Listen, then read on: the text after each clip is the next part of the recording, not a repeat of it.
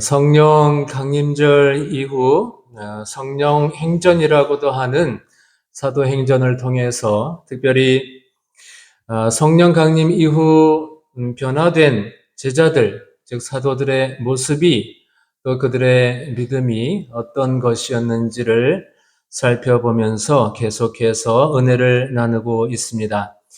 오늘 설교의 제목은 예수로 말미암아 난 믿음으로입니다.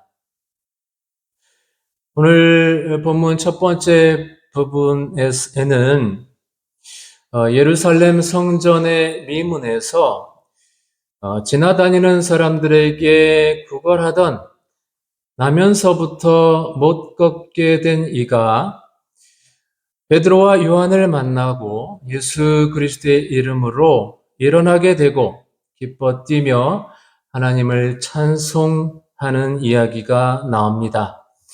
이것은 사도행전에서 처음 나오는 기적, 사도들이 성령을 받고 처음 행한 기적의 이야기입니다. 베드로와 요한이 제9시, 우리 시간으로 치면 오후 3시입니다. 기도 시간에 성전으로 들어가고 있습니다. 베드로와 요한이 들어가려던 성전 문은 예루살렘 성전의 여러 문 중에서 아름다운 문이라고 하는 미문이었습니다.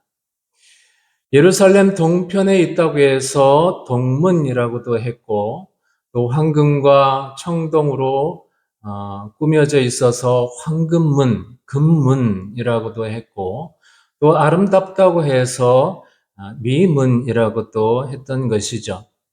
이 미문은 예루살렘 그 솔로몬 성전 안으로 들어갈 수 있는 유일한 문이었고 또 이 미문 앞에는 기드론 골짜기가 있었고요.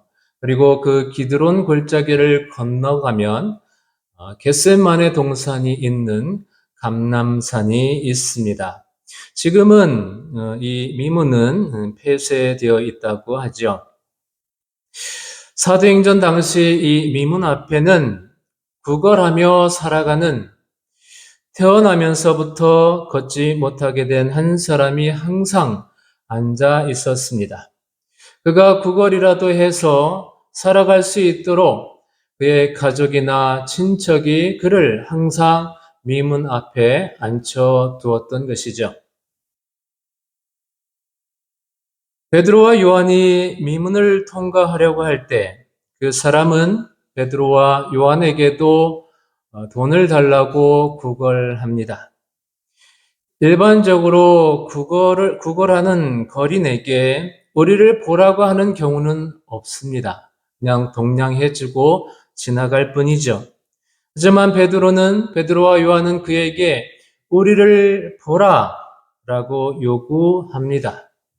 이 소리를 듣고 그 거린은 뭔가 더 많은 돈을 주려고 하나 하는 기대감으로 베드로와 요한을 쳐다보았을 것입니다. 이때 베드로가 그를 향해서 외칩니다. 우리 성경 말씀이 나오면 항상 같이 읽는데 사도행전 3장 6절 다 같이 읽겠습니다. 시작. 은과 금은 내게 없거니와 내게 있는 이것을 내게 주노니 나사렛 예수 그리스도의 이름으로 일어나 걸어라. 아멘.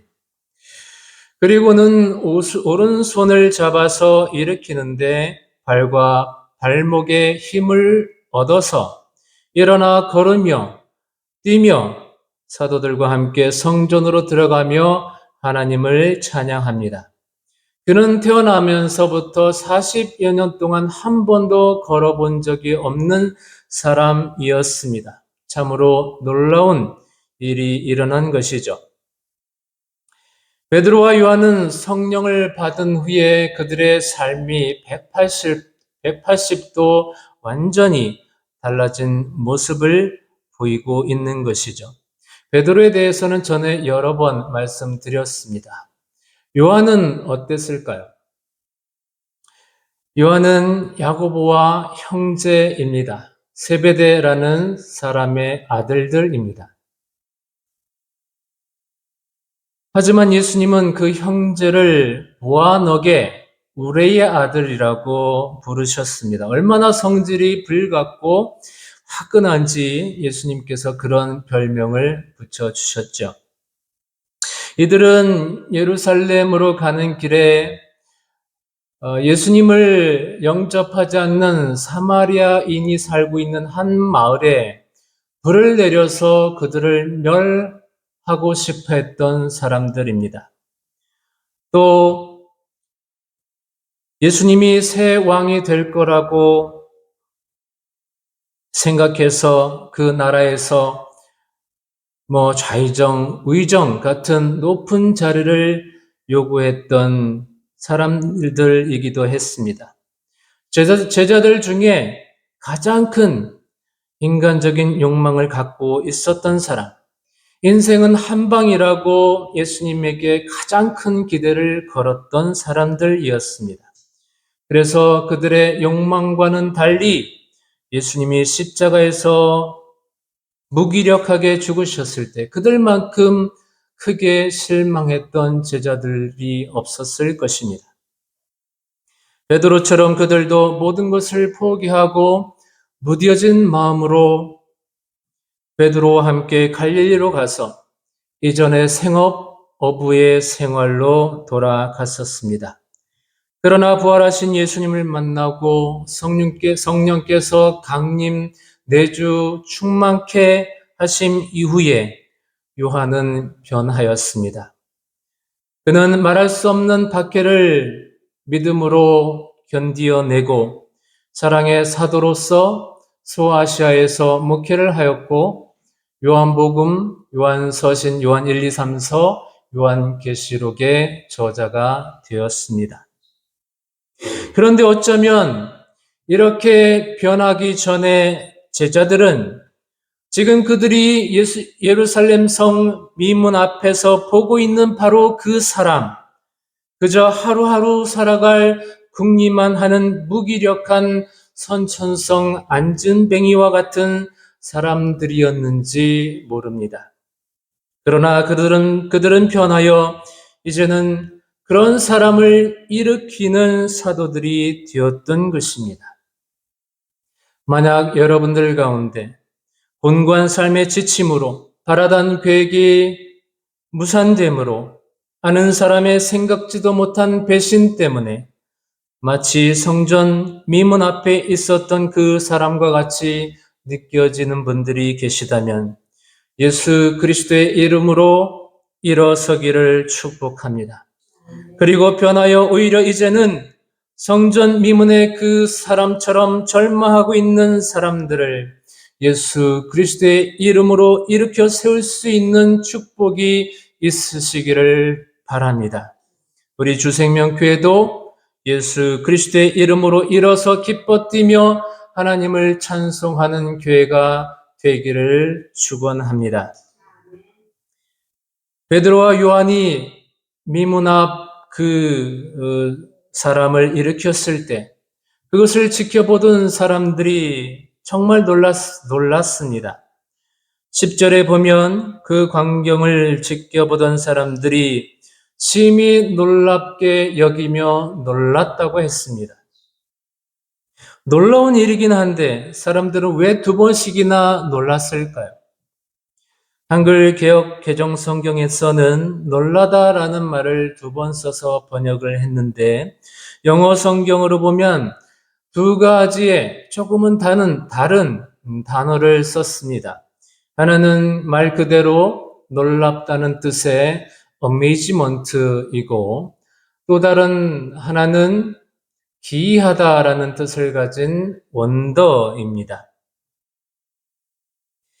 지켜보던 사람들이 놀라움과 기이함으로 충만했다고 나오는데 이 말은 사람들이 정말 놀라워했고 정말 기이하게 여겼다는 뜻입니다. 성전에 오르는 사람들은 누군가에 의해 미문 앞에 늘 앉혀있던 그 사람을 알고 있었을 것입니다.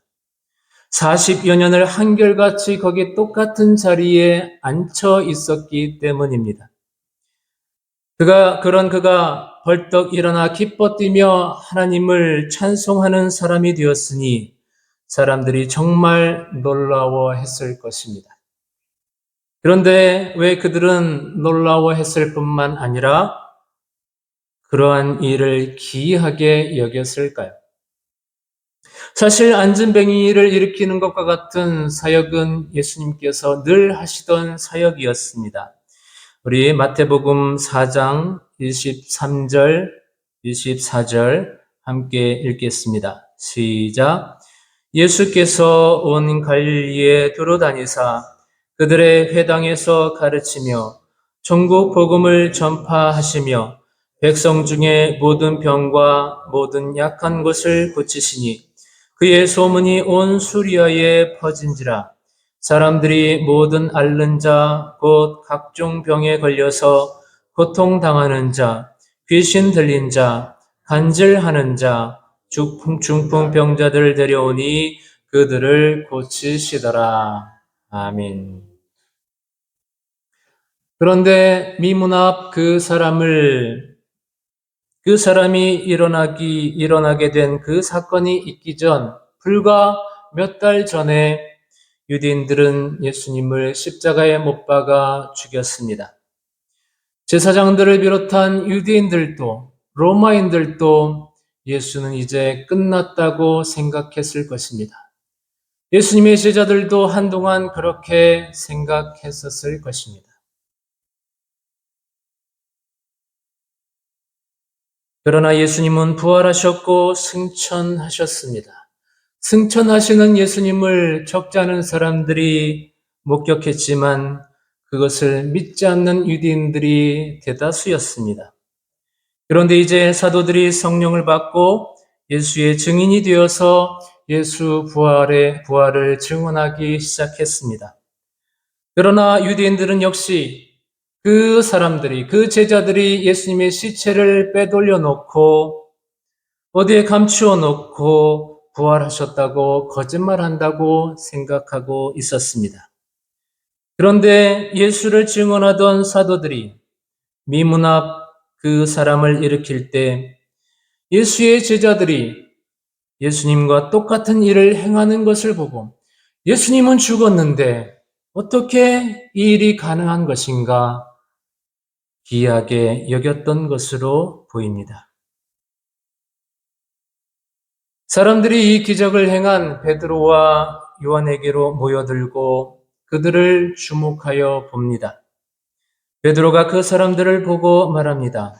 이스라엘 동포 여러분, 어찌하여 이 일을 이상하게 여깁니까? 또 어찌하여 여러분은 우리가 우리의 능력이나 경건으로 이 사람을 걷게 하기나 한 것처럼 우리를 바라봅니까? 사람들이 베드로와 요한의 능력으로 그들의 경건으로 그 사람을 걷게 하였다고 잘못 생각하고 있음을 베드로는 지적하고 있는 것이죠. 그러면서 예수님에 대해 증언합니다. 아브라함의 하나님과 이삭의 하나님과 야곱의 하나님, 곧 우리 조상의 하나님께서 자기의 종 예수를 영화롭게 하셨습니다. 여러분은 일찍이 그를 넘겨주었고 빌라도가 그를 놓아주기로 작정하였을 때도 여러분은 빌라도 앞에서 그것을 거부하였습니다. 여러분은 거룩하고 의로운 그를 거절하고 살인자를 놓아달라고 청하였습니다. 그래서 여러분은 생명의 근원이 되시는 주님을 죽였습니다. 그러나 하나님께서는 그를 죽은 사람들 가운데서 살리셨습니다. 우리는 이 일을 증언하는 증인이라고 말합니다. 그리고 결정적으로 다음과 같은 말을 합니다. 우리 16절 다 같이 읽겠습니다. 시작. 그 이름을 믿음으로 그 이름이 너희가 보고 아는 이 사람을 성하게 하였나니 예수로 말미암아 난 믿음이 너희 모든 사람 앞에서 이같이 완전히 낫게 하였느니라. 아멘.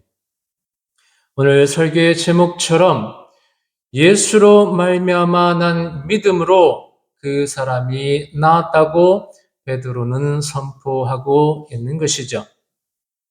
이 예수로 말미암아 난 믿음이 참으로 중요합니다. 제 아내를 빼고 제가 가장 믿는 사람들 중에 한 사람은 오늘 예배에 안 나왔는데 은총 형제의 아버지입니다. 그는 현재 인도 선교사입니다. 제가 그분을 믿기에 자주 전화도 하고 상의할 일도 언제나 같이 합니다. 마침 한국에 오셔서 오늘 저녁에도 만나러 갑니다. 평생 가까이 두고 싶은 분, 평생 제가 붙잡고 싶은 분입니다. 제가 그 선교사님을 믿고 있는 것이죠. 그런데 이런 방식으로 내가 예수님을 믿는 것일까요? 내가 예수님을 믿고 있다는 말도 일리가 있지만, 그러나 믿고 있는 내가 바뀌면 그 대상도 바뀔 수 있고 믿지 않게 될 수도 있지 않을까요? 진정한 믿음은 내가 아니라 예수로 말미암는 것입니다. 예수님이 주시는 것입니다. 그래서 믿음은 선물을 받는 것과 같다고 하는 것이죠. 다른 말로 하면 내가 예수님을 믿어서 예수님을 가까이 하고 붙잡고 있는 것이 아니라 예수님이 먼저 나를 찾아주셨고 나를 붙잡고 계신 것입니다. 그러므로 나는 예수님께 붙잡힌 바 된 사람입니다. 그래서 예수님을 믿고 있는 것이죠. 아브라함은 75세에 하나님의 음성을 들었습니다. 창세기 12장 1절 2절 다 같이 읽겠습니다. 시작. 여호와께서 아브라함에게 이르시되 너는 너의 고향과 친척과 아버지의 집을 떠나 내가 네게 보여줄 땅으로 가라. 내가 너로 큰 민족을 이루고 네게 복을 주어 네 이름을 창대하게 하리니 너는 복이 될지라. 아멘. 성령께서 강림하실 때 급하고 강한 바람 같은 소리가 있었다고 했는데 아브라함을 향한 하나님의 음성이 바로 같았을 것으로 생각됩니다. 하나님의 음성이 너무나 강렬해서 아브라함은 수많은 시간을 밤낮으로 고민했을 것입니다. 잊으려 해도 그 음성을 잊을 수 없었을 것입니다. 잊으려 할수록 그 음성이 생생하게 들려옵니다. 결국 아브라함은 태어나고 자라며 지금까지 살아왔던 생명과 같았던 그 땅과 부모 형제를 떠나 아무것도 보장되지 않은 땅, 그저 하나님의 약속만을 믿고 그 땅을 향해 떠났습니다. 75이라는 나이에 그리한 것입니다. 오직 하나님의 그 음성 때문이었습니다. 그 음성을 떨쳐낼 수 없었고 잊을 수도 없었고 도망갈 수도 없어서 아브라함은 안정된 고향 땅을 떠났습니다. 그가 고향을 떠나는 것은 아브라함의 의지가 전혀 아니었습니다. 아브라함은 하나님에게 붙잡혔고 다만 순종하여 떠났습니다. 이것이 아브라함의 믿음의 출발점이었습니다. 얼마 전 모세에 대해서도 말씀드렸습니다. 모세는 히브리인의 아들로 태어났으나 이집트 왕자로 입양되어서 이집트의 왕자로서 40세까지 살았습니다. 자신이 히브리인이라는 사실을 모를 리 없었죠. 모세를 입양한 이집트 공주도 히브리 아기인 걸 알았고, 더군다나 모세의 생모가 유모를 했으니 몰랐을 리가 없습니다. 모세가 나이 40이 되었을 때 동족 히브리인이 이집트인에게 매맞는 것을 보고 분노하여 때리는 그 이집트인을 죽이고 미디안 땅으로 도망쳤습니다. 왕자의 신분에서 광야의 목동으로 갑자기 신분이 바뀌었고 그렇게 또 40년을 살게 되었습니다. 나이가 80살이 되었습니다. 시내산 기슭에서 꺼지지 않는 불꽃을 보며 하나님의 음성을 듣습니다. 이집트로 가서 히브리 백성을 구하라는 것이었습니다. 모세는 여러 가지 이유를 대며 그 요청을, 그 명령을 거부했습니다. 거부했지만 결국 하나님의 명령에 복종하게 되죠. 결국 모세는 히브리인들을 출애굽시키는 지도자가 되었습니다. 그것은 전적으로 모세가 하나님께 먼저 붙잡혔기 때문입니다. 사도 바울도 마찬가지이죠. 그는 철저한 유대교인으로서 율법주의자였습니다. 예수 그리스도를 믿는 교회와 그리스도인들을 철저히 배격했던 사람이었습니다. 그랬던 그가 저 멀리 도망쳐 있는 그리스도인들을 찾기 위해서 다마스커스로 갑니다. 그런데 가는 길에서 갑자기 큰 빛을 보고 눈이 멀게 되고 주 예수 그리스도의 음성을 듣습니다. 그 이후 바울은 반대로 율법주의와 싸우며 복음을 전파하며 복음을 깊이 있게 전하는 설교자, 신학자가 되었습니다. 바울은 자신의 인생이 그렇게 되리라고는 꿈에도 생각한 적이 없었을 것입니다.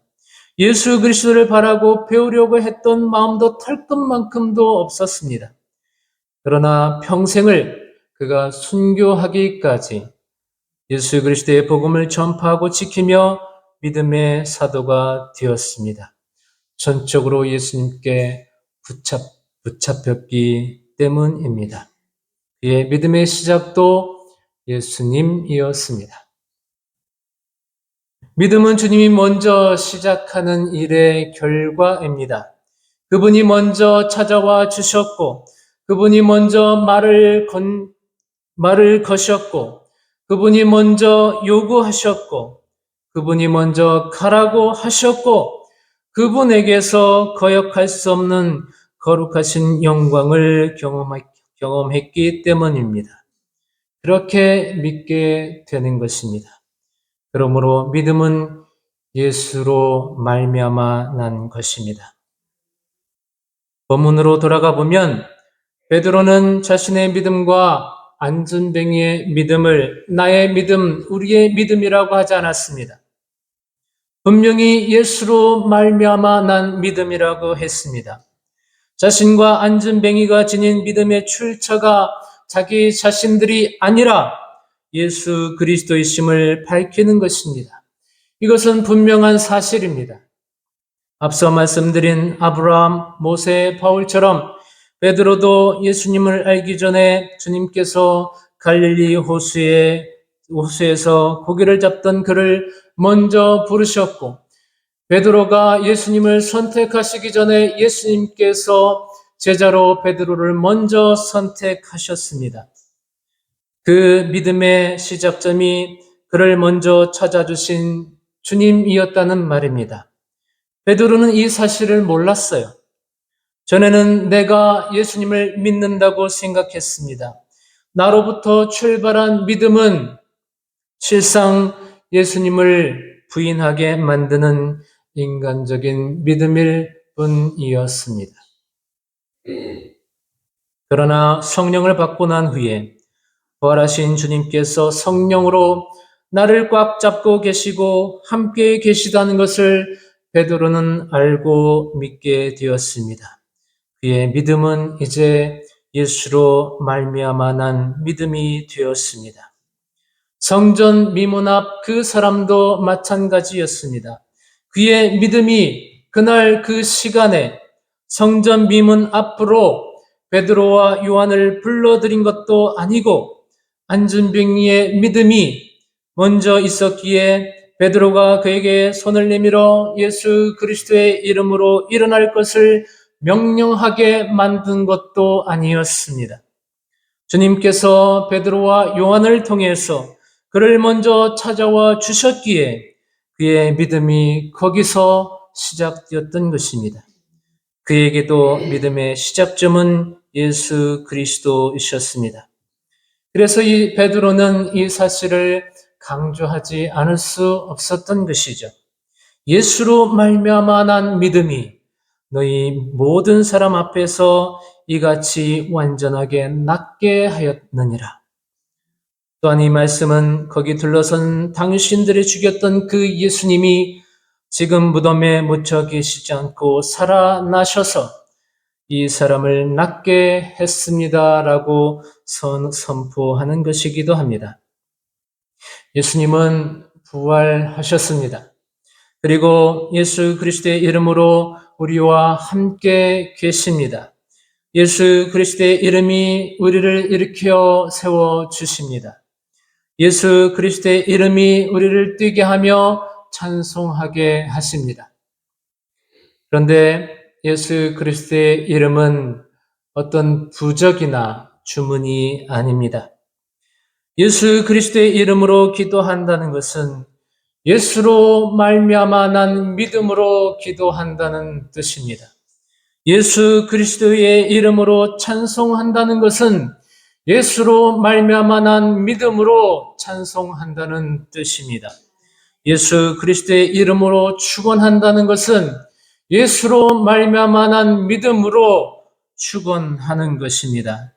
우리의 기도가, 우리의 찬송이, 우리의 바람이 예수로 말미암아 난 믿음으로 되어지는 은혜가 저와 여러분들에게 있으시기를 주님의 이름으로, 예수 그리스도의 이름으로 축원드립니다. 아멘.